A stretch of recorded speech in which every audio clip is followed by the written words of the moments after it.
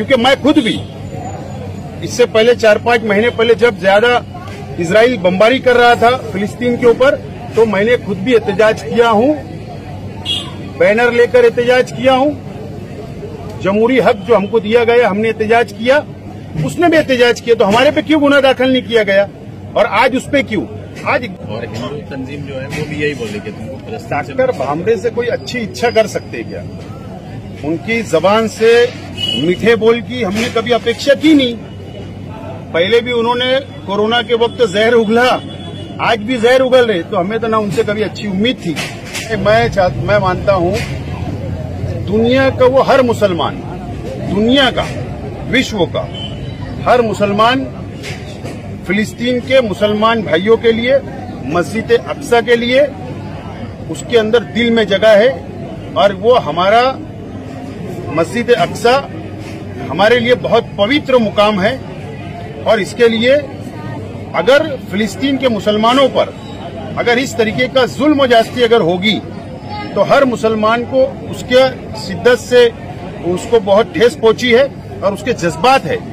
और वो अगर उसके जज्बात का वो नौजवान ने अगर वहां पर आकर फिलिस्तीन का झंडा लहराकर अगर हमारी हुकूमत से अगर वो मुतालबा कर रहा है कि आप उस पर दबाव बनाओ और हमारी विदेश पॉलिसी भी फिलिस्तीन के मुसलमानों के हक में है, तो वो नौजवान ने कुछ गलत नहीं किया। मैं समझता हूं ये कानूनी बात है। और पहले हमारे शहर की पुलिस ने, गृह डिपार्टमेंट ने, हमारी सरकार ने कानून का अभ्यास कर लेना चाहिए, स्टडी कर लेना चाहिए, क्योंकि मैं खुद भी इससे पहले 4-5 महीने पहले जब ज्यादा इजराइल बमबारी कर रहा था फिलिस्तीन के ऊपर, तो मैंने खुद भी एहतजाज किया हूं, बैनर लेकर एहतजाज किया हूं। जमहूरी हक जो हमको दिया गया हमने एहतजाज किया, उसने भी एहतजाज किया, तो हमारे पे क्यों गुनाह दाखिल नहीं किया गया और आज उस पे क्यों? आज एकदम साफ बात है, फिरका परस्त तंजीमें जिस तरीके से मुतालबा कर रही है, उनको धुलिया लोकसभा का इलेक्शन जीतना है, ये मेरा साफ तौर पर मानना है। और पुलिस डिपार्टमेंट पे प्रेशर बनाकर इस तरीके का गुनाह दाखिल करके वो इलेक्शन जीतना चाहता। बिल्कुल आज भी मैं दोबारा रिपीट कर रहा हूं ये बात, शहर की आवाम के लिए और लोकसभा मतदार संघ की जनता के लिए, कि कल भी मैंने कहा था कि मैं इच्छुक उम्मीदवार हूं, आज भी मैं बोल रहा हूं इच्छुक उम्मीदवार हूं। मैंने ऐलान किया था कि ईद के बाद मीटिंग ली जाएगी और हम लोगों ने हमारा लेटर, पत्र एवार राष्ट्रवादी कांग्रेस पार्टी के पास हमारा प्रपोजल हमने भेजा है। उसका रिप्लाई मैं चाहता हूं कि आने वाले जुमा तक हम लोग ले लें और उसके बाद कार्यकर्ताओं की मीटिंग बुलाकर फैसला किया जाएगा।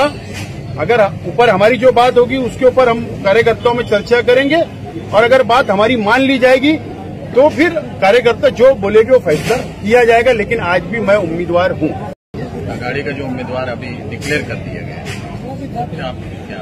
नहीं, आघाड़ी का उम्मीदवार डिक्लेयर किया गया, बिल्कुल मैं स्वागत करता हूं, वेलकम करता हूं। अभी मेरी ऑफिस के ऊपर भी आए, हमसे मिले, और एक मेहमान जब आता है अपने घर के ऊपर तो जरूर उसका इस्तेकबाल होना चाहिए।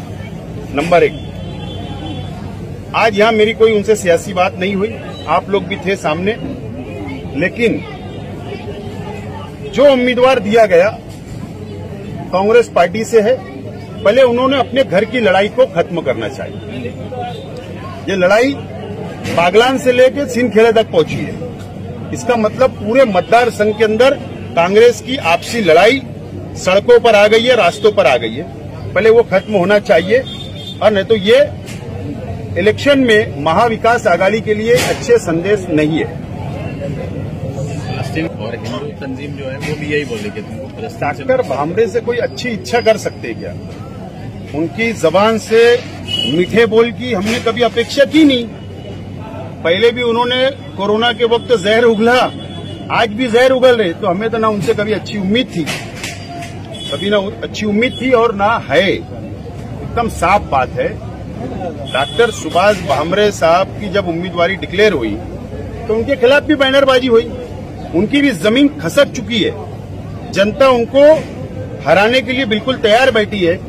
तो किस तरीके से हिंदू मुसलमान की राजनीति करके दो समाज को लड़ाकर अपना वोट हासिल करने की सिर्फ उनका स्टैंड है, और क्या है डॉक्टर सुभाष भामरे? ये दूसरी कोई अच्छी उम्मीद नहीं है और ना हम कभी उनसे अच्छी उम्मीद रख सकते हैं। मैं समझता हूँ इलेक्शन जीतने के लिए सब ये पाखंड किए जा रहे हैं।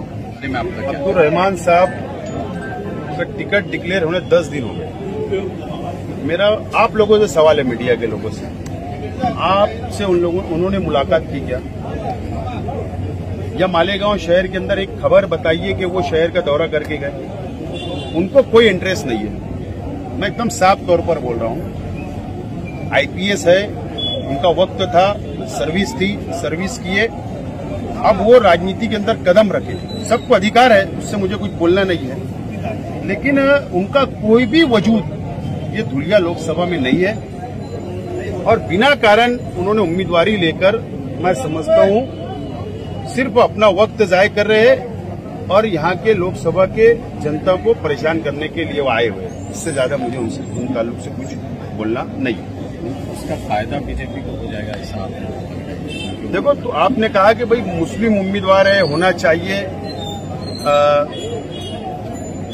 मैंने पहले ही कहा था कि मुस्लिम कैंडिडेट बोलकर कोई भी यहाँ पर मुसलमान मेंबर ऑफ पार्लियामेंट नहीं बन सकता।